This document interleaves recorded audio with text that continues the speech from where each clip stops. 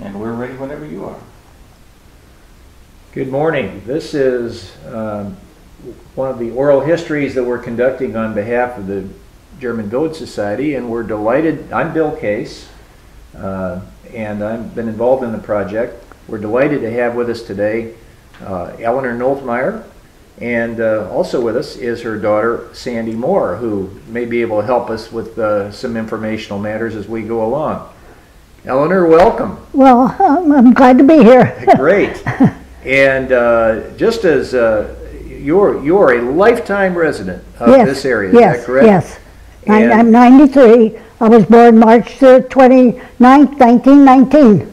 And I was born on, and I lived on Whittier Street.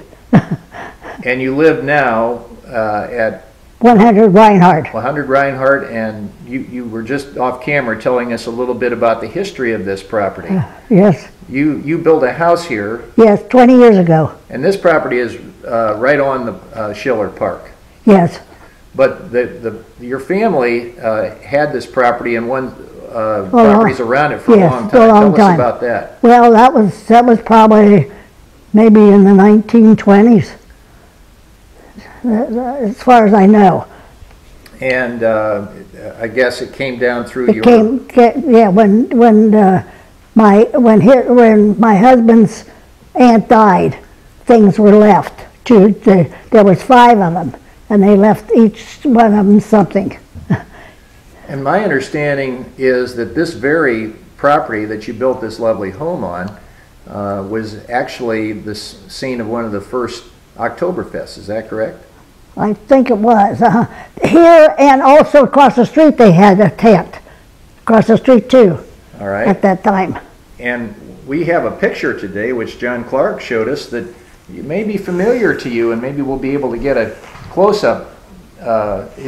This is one of the Oktoberfest tents in about 1967, I understand. Yes. Right? And this is on probably this property. This property, yes. Now, can you tell us who's pictured in this? Yes, I can tell you. This is my son. It's my son David. My other daughter Ann. This is my husband, myself, my oldest daughter. She's passed away, Diane, and her 2 children. Mark, he's passed away. And this is Paul. And your husband's name was? Ray F. Oh, I think that'd be very interesting for us. Okay. Bill. We can go on. What do we have? Sorry, I keep thinking of things. This is actually my dad's grandparents. They came from Germany and built a house on Stimmel Road where my brother still lives. And this is a little bit about them. And my brother would be a good one to be here to talk to also. Well, we can just take a break. I'll just read this a minute. Maybe I can. This was Stimmel Road, yeah. That's on the southwest side of Columbus. Yes. It's on the Greenlawn Cemetery. You know how Stimmel wiggles around? Right. Okay, it's on that, before the curves. They talk about the aged couple have a distinct recollection of the early Lazarus store at Rich and High Street. And there were only the 3 Lazarus boys and 2 clerks in the store in the early days. That's hard to believe, isn't it? And then he was a florist, I guess, right?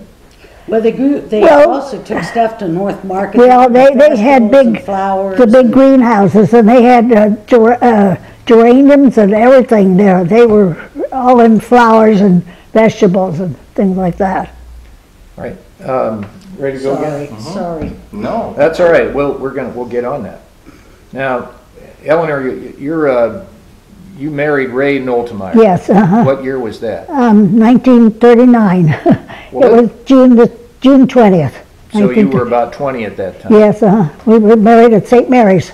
What was your maiden name? Mitchell. Mitchell. My understanding is your family was of German extraction. Yes. So as you were one of the many families, the German extraction that were in the what was then the South End. Yes. Yes. Now, do you remember going back to your youth some of the anti-German sentiment that was going on in this country as a result of World War I? Well, World War One, I don't, I don't remember a lot. But you see, where I lived, everybody talked German. Everybody was German. Nobody talked English. And at that time, that when the war was, they didn't like the Germans. And that's when I think they started to try to learn to speak English. So there was a thought that we better get a little more assimilated so we don't get this anger directed in our direction. Yeah. The First World War, I guess, was real bad because they burned all the German books in Schiller Park. Did your folks ever talk about those days to you? No, they didn't say much. Now, what did your father and mother do for a living? Well, my dad was a clothing salesman at the Liberty Clothing Company on Main Street. He was 45 years there. And what did your mother do? My mother was a milliner. She made hats, and all things like that. And I think you told me that they set up a business at one point? My mother? Well, my dad, when he was in the Army, he learned to barber. And then he built a barber shop on Whittier. I think there still is a barber shop there. Is it the same one? No, it's a beauty shop. I turned that into a beauty shop. All right. And when you got married, you married into the Nolteme family. Can you tell us a little bit about their background? Well, let's see. They grew up on Gate Street, 232 East Gate Street. Ray did. 232, Gates. And Sandy provided us some old newspaper articles about Henry Nolteme and his wife, who you see Henry with the flowing beard there, and it says that I guess they lived on the southwest side around Stimmel Road. They lived at the farm at Stimmel Road. And you remember them? No. So they died. I don't know what year that he died, but apparently he was a florist. And this is your husband's that would be my, yes. Okay. And what did his father do? Do you remember?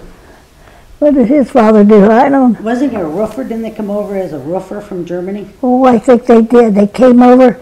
Yeah, they came into New York City. I remember they talked about that. He had a trunk and he had $40 in it. And when he came over here, somebody stole it, and he didn't have a penny of money. Tough start. It was a tough start. And I don't know how they got here to Columbus, or how they ever got here, but then they went over there, built a place. I don't know how all that came about, because it was too many years before me. Tell us what your early life was like growing up on the South End. Ooh, it's an open-ended question, I know, but it was probably a little different than it is now. Well, it is. We went to school, when we came home, everybody came out to play. I mean, nobody, it isn't like today. We roller skated on Reinhardt Avenue. There was no traffic. You could roller skate. We roller skated up here to Schiller Park. And we do that. And you went to Seabird Street School. Well, I went to Seabird Street School, but... And your grandma lived across the street. Is that a picture of your grandma? No, that's my grandmother Mitchell. She's in Schiller Park. This is taken in Schiller Park. Well, got a picture of that one. That's your grandmother Mitchell. And in Schiller Park. That's great. Any idea what year that might have been taken? Well, it's on the back. My mother wrote on the back.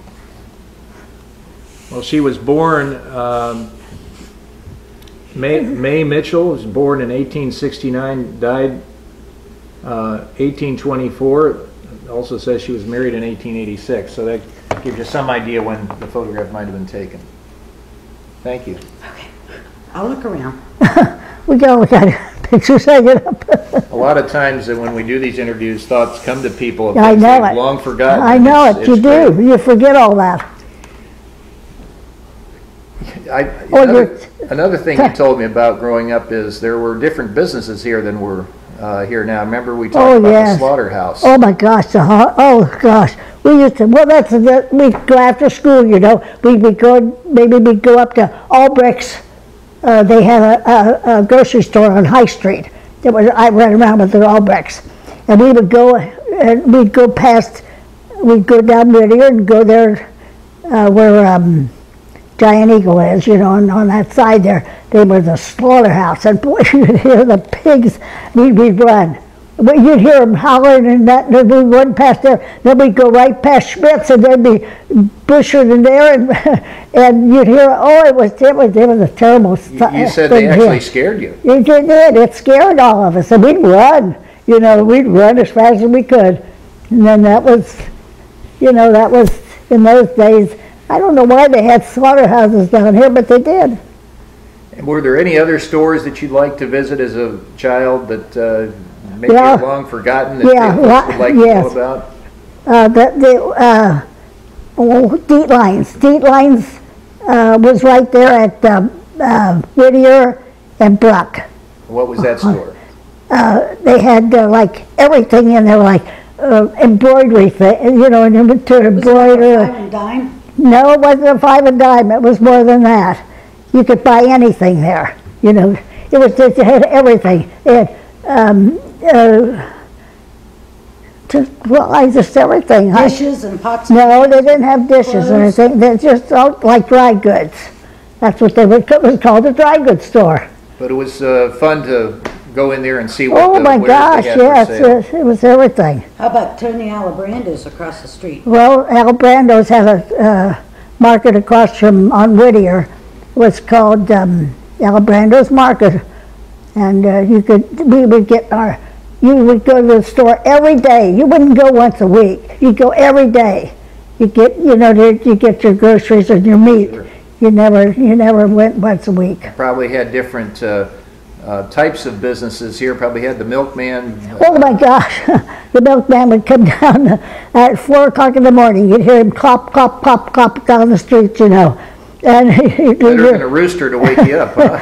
You'd wake up and you'd have your bottle out and you know, whatever you wanted, and your milk and your cream and that, and then the ice man. You know, we didn't have a refrigerator. We had just an ice box like that, and you'd have your sign out, and then he would come and he had a big leather thing, and he'd bring his ice in and put it in your ice box. When you were growing up, was it pretty much all automobiles, or were there still some horses that would come down the street? There was horses, some horses. And the rag man and the knife. Oh yeah, the rag man always came through the, in the back in the alley. Tell us about the rag man. What did he do? I don't know. He just must have collected things. They called him the rag man. He'd come through the alley. That's the only thing, you know, and he'd holler, rags, you know, and then there was a person came that sharpened knives. You know, during the day, I don't know what he'd holler, but anyway, if you had knives and you wanted to sharpen, you'd go out and he'd sharpen your knives. Tell him about the Old Tangy Park, Mom. How you used to play Old Tangy Park. Tell us about that. Well, Old Tangy Park was way up north on North High Street. And of course you didn't get to go very much, but you did get to go. And it would take about, if you go on the streetcar, it would take about an hour to get there. And then we wouldn't go maybe when school was out. You know, when school was out for the summer, we'd get to go up there maybe once or twice. Big treat. Yeah, big treat. And where did you pick this streetcar up? Right across the street on Whittier Street. There's a lot of stops for streetcars. So it wasn't just on High Street. It came. Oh no! Whittier was one of the. We had the tracks in the middle of the street, you know, and then they had a wire. The trolley. The trolley, I guess you call that. They'd put that up, you know. It was really something. When you didn't get to go to Old Tangy Park, tell them what you did in the backyard. Oh, this is how we used to do. How we would play.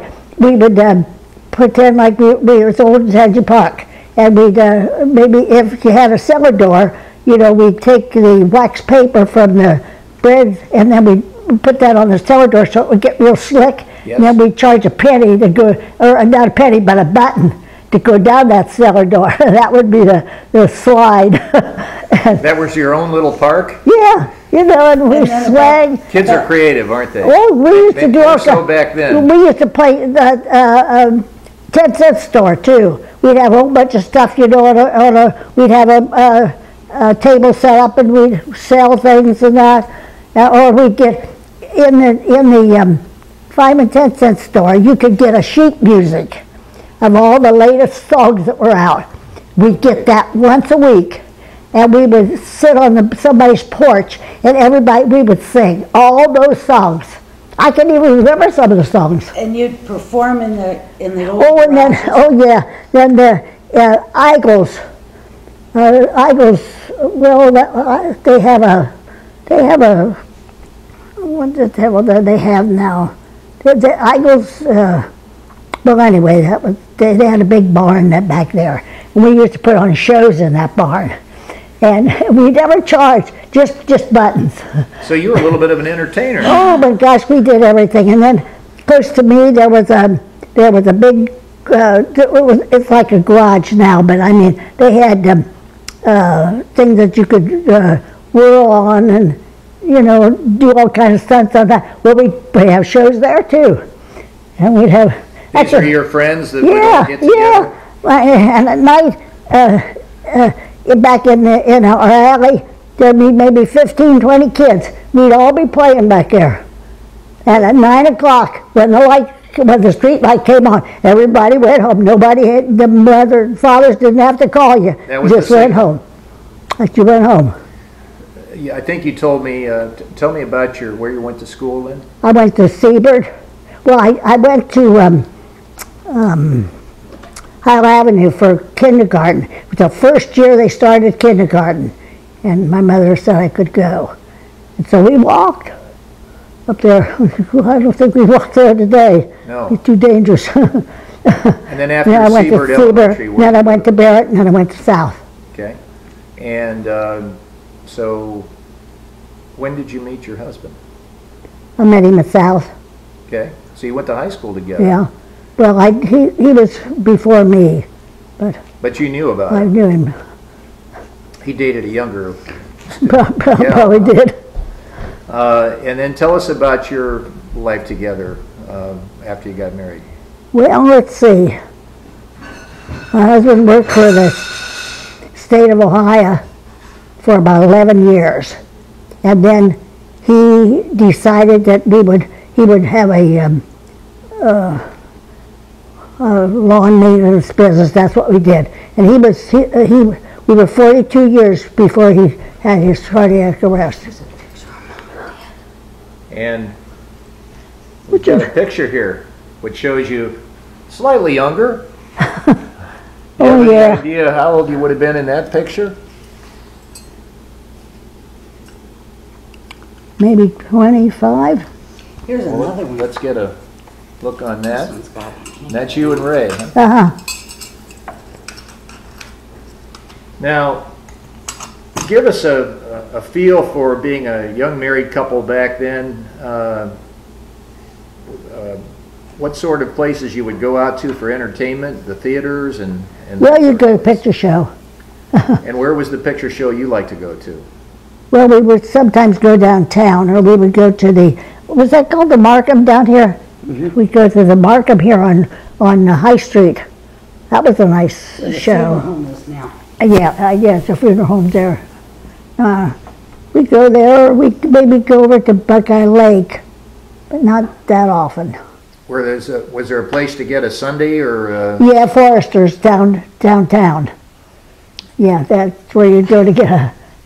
Oh boy, they had good things there, all kind of good things. And your grandparents owned Mitchell's Confectionery at 199 East Whittier Street. Well, tell us about that. Well, my grandfather, he had a confectionery there. I don't know what that. I guess that was 199 because they had a 199 drink that everybody came in. Soda. It was well known. Mitchell's confectionery was well known. And then he left there, and then he built a place down on High Street and had a confectionery too. And we still have some confectionery stores around here now. We have a Winans and things like that. So that tradition continues, I guess. Ms. Nolteme, I'm sorry, but where is that confectionery? Is it a house now? Is it a private residence? You mean, yeah, it is. Christine's house? It's still there. It's a small house, it sticks out. I see it every time I go It's a little past. thin, narrow house next to Candy's room, it's called, where she does facial stuff. Oh, okay. Another thing you told me about was where the Giant Eagle is now. Well, It used to be totally different. Oh yeah, that was the Recce. That was called the Recce. And what was the Recce? That was the Recce there. That was the big, it was a big grounds where they played football, baseball, everything. The circus came there, the carnivals came there, it was everything. Do you remember going to the circus? Oh yeah, the circus, oh my gosh, carnivals. We were there, watched all the football games. Too bad we don't have that now. We could put the Oktoberfest on there. Yeah, I remember when the Big Bear built there. Now, was your husband in the war then? No. World War II? Okay. But you lived through that era also. Yeah. And were you members of, are you and your family members of any of the Germanic clubs? Well, we were at the Manicor for a while, but then I didn't keep it up. But Dad was in that group that started the German village. Yeah, he What was. happened about that? Well, he was in that. They always said he was going to meet. Henry Schmidt and Ray were there at that first meeting, and they were these Formed German village. the form To get the German village going and that. going Yeah. and the society and all Yeah, that? yeah, all So that. Yeah. Was he involved with Frank Fetch? Well, he knew Frank Fetch. There was a lot of things going on then, and I had children at home, and I never got to go, but they went. But Ray was... they was interested in this. It was going to be $5 to join, or something minimal. The early in the society. when And they probably first was. started. Dad and several of the other ones signed up, and somebody took some of the money, and they never got their name on that initial Oh yeah, thing.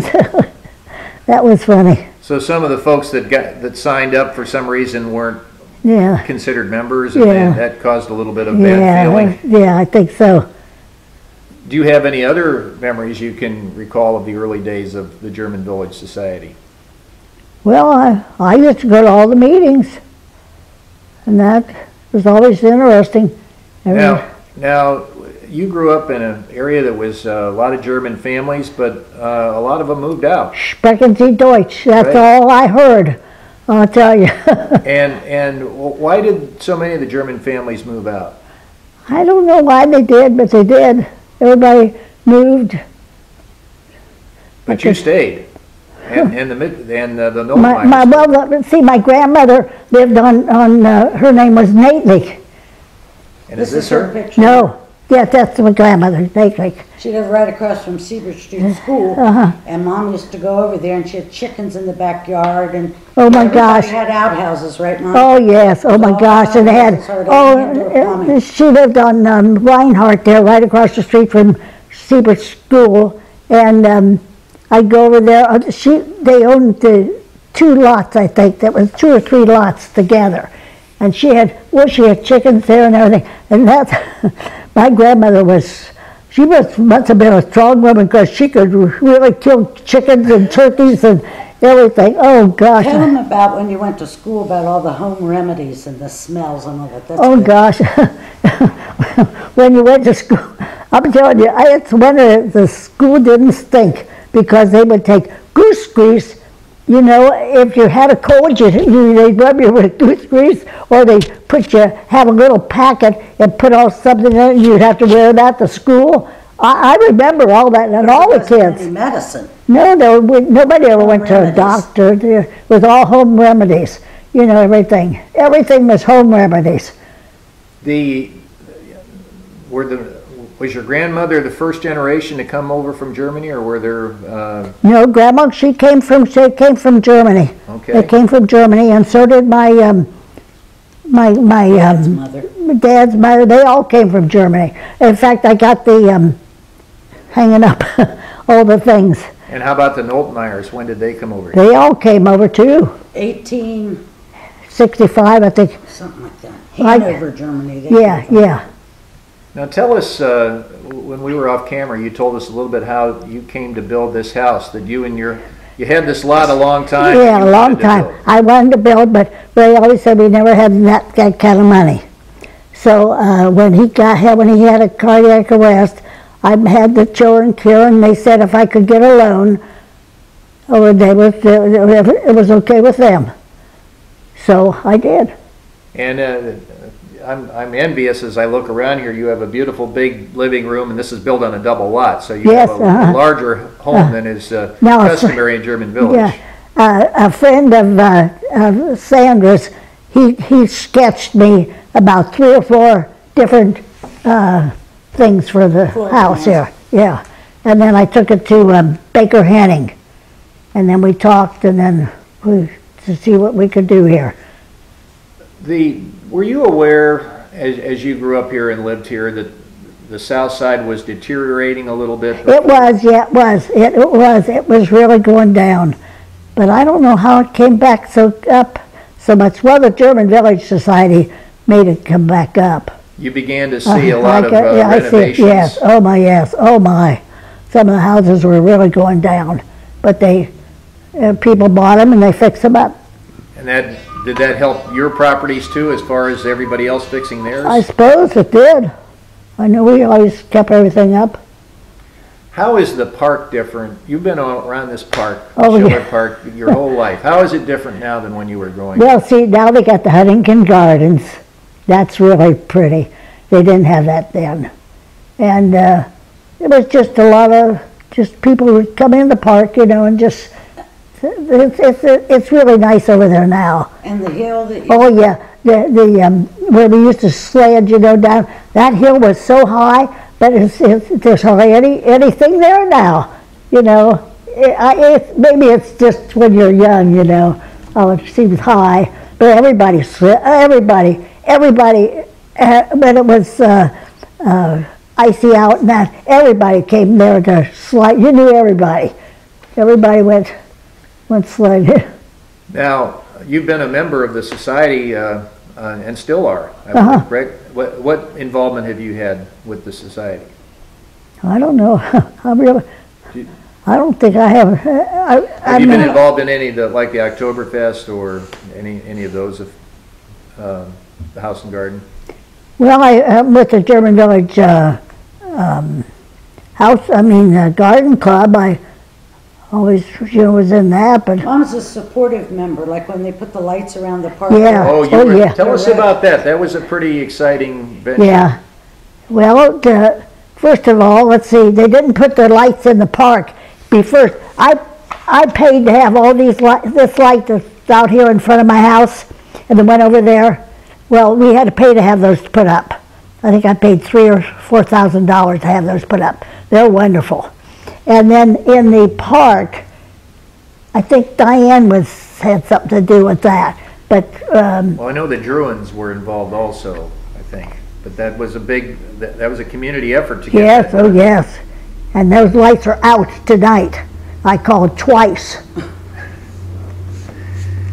And Mom's had trees planted over there, and Oh, I've had a tree financial painted. supporter for you. Yeah, I've always been a supporter of the Friends of Schiller Park and Friends. I always donate. Garden club and everything over there. Well, and a lot of exciting things have happened. We had the president Oh, here yes. last week. I'll say, you should have been here. That was well, that was really something. I'll tell you. I never knew. One morning I could hear pounding. And I thought, somebody must be really doing something here. Well, here they were putting the stakes in over here, and I didn't know that. But then I looked out and I could see they were pounding all the stakes in to put all that around the park. Yes, this is September 2012, and we're in the middle of the presidential election. And President Obama was just through here a week or so ago. Yeah. And I believe they corridored off right. Oh, everything. You couldn't, the pedestrians, you could not walk, and there was no parking or anything like that. They really did, and we saw all the Secret Service and everybody. We saw everything. Well, going back to the park a little bit, Mom has been involved with, and I have too, with the planning. Oh yeah, let's yeah. talk about that. Oh yes. I want to know what you did. Oh yeah, well, I used to go over and help plan all that. They had to have volunteers, and I'd go over there and help plan all that. It was really interesting. You've been part of that great community spirit that not every town has. Yeah, you have that. You know, you watch out. I'm always watching out. And I just have a couple of questions to get a feel for. What are you proudest of as far as German? What makes you proud to live here in German Village? I'm just, because it's so well known all over. Everybody, no matter where you go, they know about German Village. And I said, well, how do you know about that? You know, even in when I go visit some of my people in Pennsylvania and different places, they all know about German Village. So it's a real neighborhood. It is. It's a small town in a big town. If you're out, I used to do a lot of sweeping and that people would stop me, where is Schmitz? Where is Schmitz? You know, and different places they want to know where it is. You know, how do you get there? And it really is wonderful. When Mom moved in, Katie McClure lived on this corner. Yeah. Katie came over. Oh yeah, right away. Mom a loaf of homemade bread. Yeah, she came right. And before Katie moved in that house, Fern Sharp lived Yeah, oh there. yes. Oh my gosh. She was well known. She wore great big hats. And she was well known. She was on TV. She was on TV. And when they had a sale, when Fern died, Dad let him set up all her stuff on this lot. I don't know if we have any pictures of that. But she was known for these humongous hats that she wore. Oh, she was a wonderful, wonderful person. That's a great story. Do you remember are there any other great personalities that come to mind here that have you've known in German Village? Oh, but she had everything on this lot here. She sold everything here. They sold all of her things here. She had beautiful things. Well, Fred and Howard, I mean, we knew them real well. Fred and Howard, they were German Village, as far as I'm concerned. We know Fred and Howard, but those who may see this presentation years from now don't. Tell us what you know about Fred and Howard, what they meant to the village. Well, they were really a lot. Without them, I don't think that everybody knew them, because they had everything at that store that you could go in, and they always knew everybody, and they welcomed everybody, and they bought properties that were really run down. They did. They bought a lot of it, and they brought everybody that was in like that bought property and fixed it up, and that's what started it. Along with Bob Geese and Bob Eckel. Are you familiar with either one of them?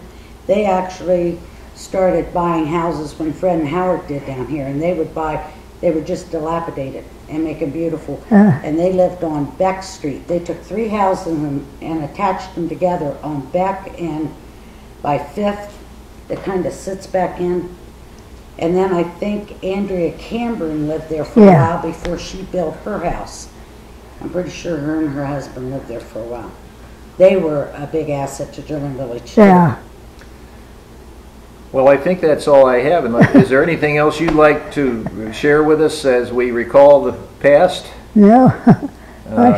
Well, it's been wonderful interviewing you, and you've shared a lot of great memories, and thank you, Sandy, for your contribution. I'm sorry if I talked too much or tried to end it, but I was just trying to help Mom remember a few little things. Oh my gosh, there's so much to remember.